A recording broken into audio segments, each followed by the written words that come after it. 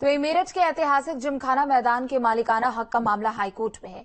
इसे 13 बीघे जमीन के 10 दावेदार हैं। बता दें कि किसी ने जमीन लीज पर ले रखी है तो किसी ने अदला बदली की है, तो किसी के दादा उसे गिफ्ट कर चले गए। जमीन एक है लेकिन मालिक अनेक। अब सवाल यह है कि 100 साल बाद इस पुराने विवाद का आखिर हल क्या निकलेगा।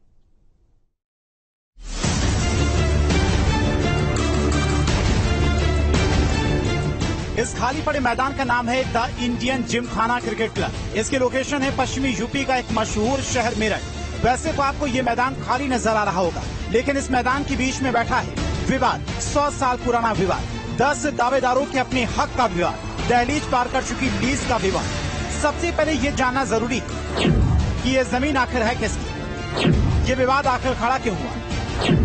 अचानक से शहर की तहसीलों में 100 साल पुराने रजिस्टर आखिर क्यों खंगाले जाने लगे। इस जमीन का किस्सा शुरू होता है आज से करीब 140 साल पहले, जब हमारे भारतवर्ष पर अंग्रेजों की हुकूमत थी। उस समय सब कुछ अंग्रेजों का ही था, लिहाजा ये जमीन भी अंग्रेजों के कब्जे में थी। उस समय अंग्रेजों ने 17 बीघे की ये जमीन गुलाम मोइनुद्दीन को कुछ शर्तों के साथ दी और इस जमीन के नए मालिक बन गए नवाब गुलाम मोइनुद्दीन। अभी इस पर कब्जा नगर निगम का ही है, सरकारी कब्जे में ही है। इसके बराबर में ही लेडीज पार्क है, जो एक नवाब की संपत्ति हुआ करती थी। आजादी से पहले अंग्रेजों ने एक नवाब साहब को ये जमीन दे दी थी, गिफ्ट कर दी थी, और नवाब साहब ने पब्लिक उपयोग के लिए ये नगर निगम को 100 साल की लीज पर दे दी। हालांकि इस जमीन का मालिक तो गुलाम मोइनुद्दीन को बना दिया गया, लेकिन मालिकाना हक के साथ कुछ शर्तें भी साथ दी गयी, जिन शर्तों का नवाब साहब पालन नहीं करता, जिसके बाद अंग्रेजी हुकूमत ने नवाब पर भारी जुर्माना लगा दिया। नवाब साहब सिर्फ नाम के ही नवाब थे, उनके पास इस जुर्माने को अदा करने की कुव्वत नहीं थी। साल था 1911, जब नवाब को इस जुर्माने से बचने के लिए आदेश दिया गया कि इस जमीन को नगर पालिका को लीज पर दे दिया जाए। कोई दूसरा रास्ता न होने की वजह से उन्होंने ये जमीन नगर पालिका को लीज पर दे दी। फिर कुछ सालों बाद अंग्रेजी हुकूमत हटी, देश का बंटवारा हुआ और विभाजन के बाद नवाब साहब पाकिस्तान चले गए। मैदान है, इसमें न जाने कितनी जनसभाएं राजनेता की हो गई। नरेंद्र मोदी भी प्रधानमंत्री बनने से पहले 1-2 बार इस मैदान पर जनसभा कर चुके हैं।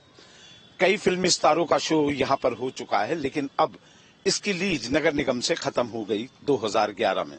इसको लेकर 10 दावेदार सामने हैं और नगर निगम अपना दावा ठोक रहा है। लीज रिन्यू नहीं हुई है, लेकिन अभी इस पर कब्जा नगर निगम का ही है, सरकारी कब्जे में ही है। बंटवारे के समय वो नवाब साहब अपने परिवार के साथ पाकिस्तान शिफ्ट हो गए, लेकिन जाने से पहले 1938 में वो 10 लोगों को अलग अलग इसका मुख्तारनामा सौंप गए, यानी कि मालिकाना हक दे गए।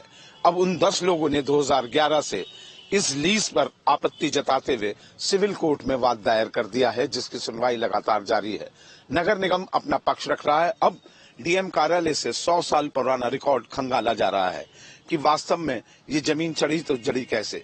नगर निगम का अपना तर्क है कि लीज की अवधि के दौरान कोई भी जमीन ट्रांसफर नहीं हो सकती, लेकिन जब जमीन ट्रांसफर हुई तब उस समय ये नियम लागू होता था क्या? यही सारी चीजें कोर्ट को फैसला करनी है, लेकिन इतना जरूर है, जिमखाना ये क्रिकेट क्लब अब विवादों में है। साल बीते गए, 1911 में 100 साल की लीज पर ली गई जमीन का कॉन्ट्रैक्ट नगर पालिका के पास भी खत्म हो गया। नवाब साहब भी नहीं रहे, लेकिन नवाब साहब के भांजे जो विभाजन के दौरान यहीं रह गए थे, अब वो सामने आकर इस जमीन पर अपना मालिकाना हक जता रही है। लेकिन इसमें भी एक विवाद।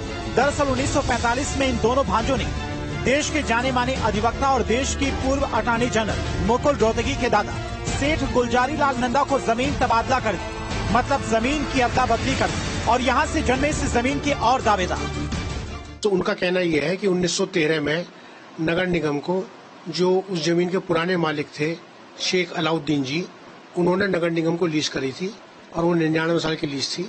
वो लीज खत्म हो गई है, इसलिए नगर निगम हमें इसका पोजीशन वापस करना है। उन्होंने है सूट फाइल किया। हमने उसमें एक ऑब्जेक्शन ये लगाए कि जिस डीड के आधार पर वो ये सूट फाइल करना बताते हैं, उसी में ही लिखा हुआ है कि अगर इस डीड के मुताबिक पक्षकारों के मध्य कोई विवाद होगा तो उस विवाद का जो निपटारा होगा वो यूपी आगरा अवध गवर्नमेंट करेगी। हमारा ये मानना है कि ये उनमें अधिकार नहीं थे कि वो उसके बाद उस प्रॉपर्टी को अपने भांजे को उन्होंने हिबे कर दी 1935 में। 1935 में हिबे करने के बाद फिर लाला गुलजारी मल जी को 2/3 भाग का तबादला कर लिया और फिर 1945 में, और फिर 1947 में उन्होंने 1/3 भाग लाला गुलजारी मल को बेच दिया। अब एक तरफ नवाब साहब की भांजी जो इस जमीन पर अपना हक जता रहे हैं, तो दूसरी तरफ सेठ गुलजारी लाल का परिवार, और तीसरी तरफ नगर पालिका जो कह रही है कि लीज पर ली हुई जमीन को कोई कैसे अदला बदली कर सकता है। पर हमारा पक्ष इस आशय से मजबूत है क्योंकि जो भी ट्रांजैक्शंस हुए हैं वो दौरान लीज हुए हैं, और लीज के दौरान जो है वो टीपी एक्ट की धारा 105 है वो बाधित करती है कि जब तक लीज रन कर रही हो तब तक कोई भी ट्रांजैक्शन या एक्सचेंज या किसी भी प्रकार का जो संपत्ति का वो है मतलब ट्रांसफर है वो वैलिड नहीं रहेगा। तो इस पॉइंट पे क्योंकि लीज हमारी कंटिन्यू थी और जो परिवार था वो इवैक्यूएट करके पाकिस्तान चला गया है। दावेदार कई जमीन खरबों रुपए की, मामला कोर्ट में, और अगर हाईकोर्ट इस मामले को सुनेगा तो जल्द फैसला आएगा। लेकिन अगर ये मामला यूपी की कोर्ट में गया तो फिर फैसले में बहुत समय लगेगा, और अगर नगर निगम और दावा करने वाली पार्टी के बीच में फैसला हुआ और यूपी सरकार इस जमीन को अधिग्रहित कर लेती है तो उसे मुआवजा देना पड़ेगा, जो वर्तमान सर्किल रेट से प्रत्येक मीटर के हिसाब से होगा, तो अरबों रुपए बढ़ेंगे। लेकिन ये सब तब होगा जब राज्य सरकार इस जमीन को लेने का फैसला करे, जिसकी संभावना भी कोसों दूर नजर आती है। मेरठ से संवाददाता अभिषेक शर्मा के साथ टीम न्यूज़।